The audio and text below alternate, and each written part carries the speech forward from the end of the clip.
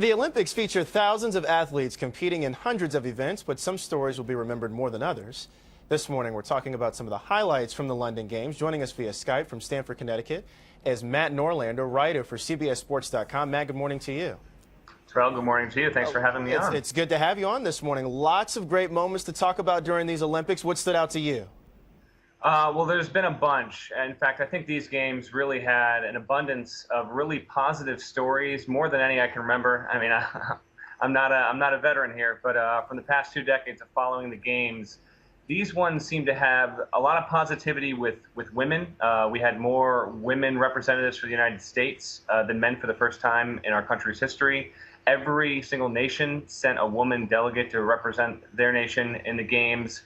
And so when you take that in, plus you consider the fact that someone like Katie Taylor, an Irish boxer, won Ireland's first gold since '96, and basically the entire country stopped to watch her in her gold medal match. Someone like Claressa Shields, who's from Flint, Michigan, a 17-year-old American female boxer, won her first gold, the first gold medal for women boxing. It was the first time women's boxing was at the Olympics. And by the way, no male boxers from the United States even won a medal, period. So she kind of took on the mantle there in boxing, which is a very proud American sport, but on the male side has kind of fallen off. So that's some of the other things that have stood out outside of obviously Usain Bolt, Michael Phelps, and circling back to the whole female theme, the women's gymnastics team with Gabby Douglas. And that whole team actually developed a real sort of celebrity around them, rightfully so, with all the accomplishments. And you said it here, U.S. women really dominating during these games. Is this a trend that we're going to see in the future?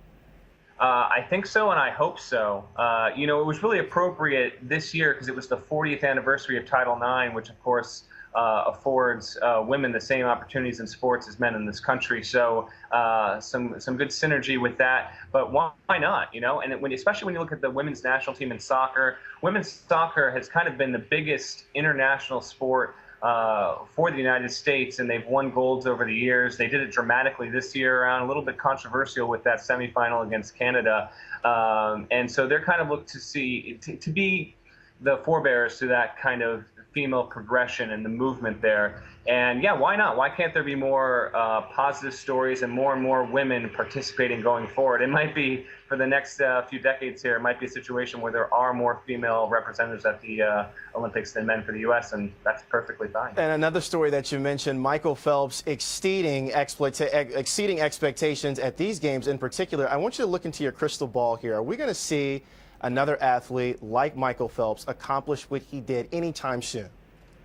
I don't think so, and here's why.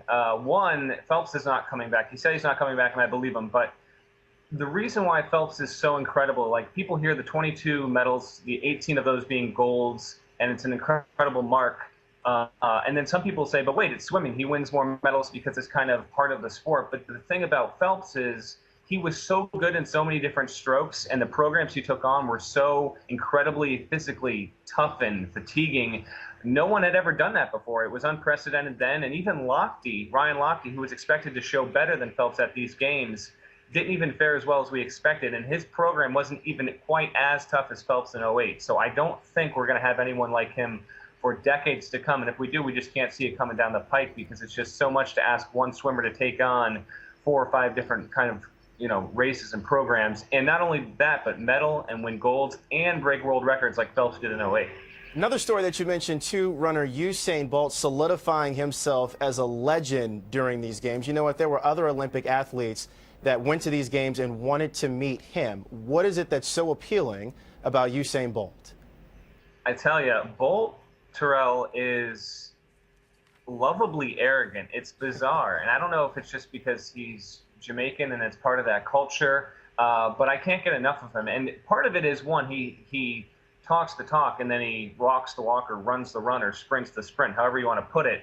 So the fact that he went 3 for 3 in his events again and got 3 more golds, that kind of really legitimizes anything that he wants to say. And then, yeah, he's just got away with the camera. Every night that he ran, before the race, during the race, after the race, it was kind of must-see to see what kind of antics he would do and see how embraceable he was. And then even beyond that, when you consider he's got a massive Twitter presence, and one of my favorite moments from the Olympics, bizarrely, was a tweet from Usain Bolt. But he basically thanked everyone who supported him, because there were doubters whether he would win these 3 golds before these games, as weird as that sounds.